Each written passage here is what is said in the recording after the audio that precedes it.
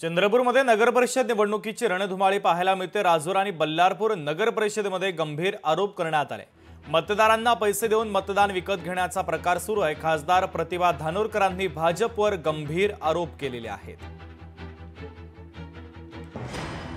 राजुरा विधानसभेत प्रचाराला गेली असताना सगळ्या त्या ठिकाणी नगरसेवकांनी सांगितलं की 2-2 हजाराचं टोकन हे प्रत्येक मतदारापर्यंत गेलं आहे आणि ते टोकन असं आहे की 2000 आता घ्या आणि 3000चं टोकन आहे। निवडणूक झाली, जसं मतदान झालं त्या दिवशी 3000 रुपये तुम्हाला परत मिळेल, म्हणजे 5000 रुपये मतदान हे विकत घेण्याचा प्रकार हा राजुरा विधानसभेत होत आहे। आणि तोच प्रकार या बल्लारशा मतदारसंघात देखील ते चालू करण्याचा प्रयत्न नक्की या ठिकाणी करणार आहे।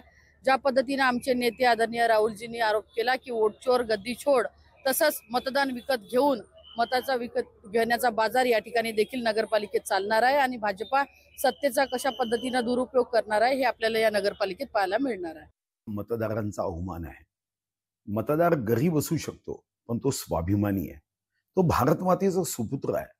विश्वरत्न भारतरत्न महामानव डॉक्टर बाबासाहेब आंबेडकरांच्या संविधानावर तो मतदान करायला जातो।